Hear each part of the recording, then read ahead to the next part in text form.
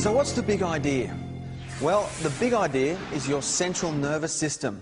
Your central nervous system is made up of your brain and spinal cord and is continually monitoring and coordinating every single function in your body.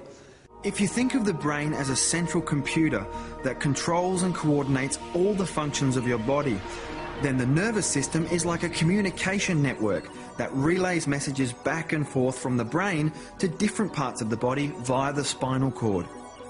The spinal cord is a long bundle of nerve tissue which extends from the lower part of your brain down through your spinal column. Along the way, smaller braids branch off from the cord and pass out from the spine between each of the movable vertebrae.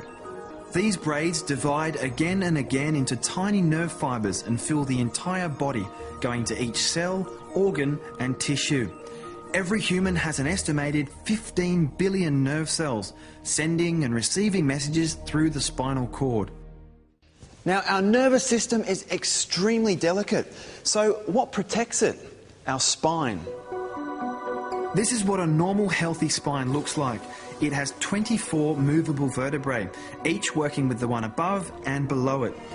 A disc separates the vertebrae and acts like a shock absorber and a spacer for the nerve. So why is a healthy spine so important? Well, it protects the spinal cord and the delicate nerve tissue and allows us to bend, flex, twist and move freely without compromising the nerves. If the spine is not moving freely, it's referred to as a vertebral subluxation complex, or for short, a subluxation. Is that right? Subluxation. Is there another word we can use for that? No? Okay. This is when two or more vertebrae have lost their normal motion and or position. This can cause interruption to the normal nerve flow and interfere with the communication from the brain to the body and from the body back to the brain. Research at the University of Colorado found that it only took between 8 to 10 millimeters of mercury pressure to reduce the nerve supply by up to 60%. That's about the weight of a small coin. Compression can exist without pain, so that means where the nerve goes to can be robbed of up to 60% of its nerve supply and you may not even feel it.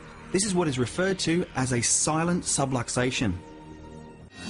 So what happens when you have a subluxation? That area can start to degenerate in as little as 2 weeks. This degeneration causes scar tissue to develop, which leads to more scar tissue. This degenerative process can continue as long as the immobilization is present, and this type of degeneration is preventable. Spinal degeneration has nothing to do with how old you are. You can be 60 years old and have a perfectly healthy spine, or you can be 10 and have a spine that's already showing signs of degeneration. It all depends on how and when the subluxation occurred. If the nerve supply to anywhere in the body is disturbed, it can eventually lead to a symptom. Symptoms are the only way for your body to let you know that something's wrong. So let's go back to the same spine again.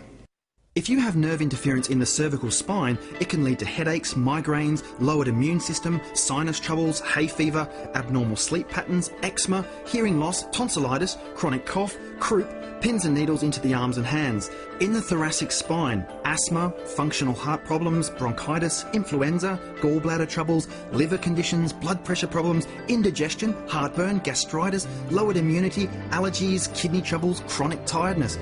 In the lower back, constipation, menstrual problems, bedwetting, knee problems, sciatica, backache, poor circulation, swollen ankles, weakness into legs and cramping. Wow, I'm out of breath. And that's naming only a few. Did you know that less than 10% of your nervous system perceives pain?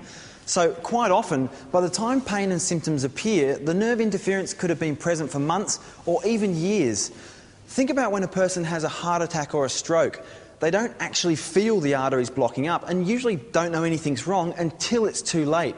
Painkillers and anti-inflammatories can cover up the symptoms, but they don't get to the cause of the problem.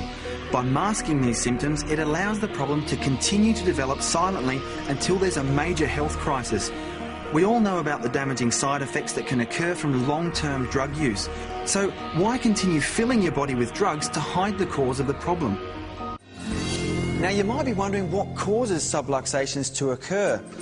Gardening, sports, computer work, pregnancy.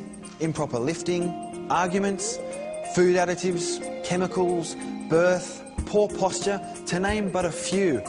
There can also be mental causes, such as stress.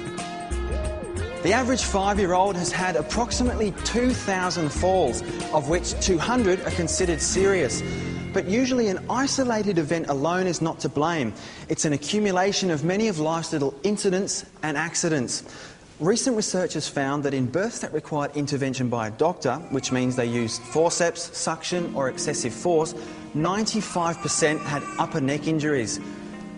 So it's a smart decision to have your child assessed at an early age. So the chiropractor's job is to locate and correct spinal interference so your nervous system can perform at its own optimal level. Remember, the immobilised area will degenerate at a faster rate than the area with good balance and movement. Fortunately, with the right care and by mobilising these areas and creating good alignment, the body can begin to slow, stabilise or reverse the degenerative process. Chiropractors assist the healing process by re-establishing the nerve flow to its optimum level. This allows the proper communication between the brain and the body.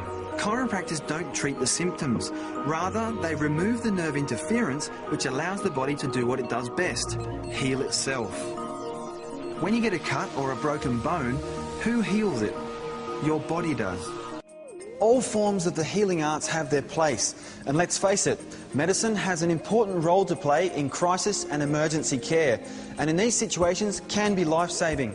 On the other hand, chiropractic is vital in keeping your body functioning at its best possible level by removing nerve interference and allowing the body to heal itself. So for health, wellness and quality of life, chiropractic is the smart choice for you and your family.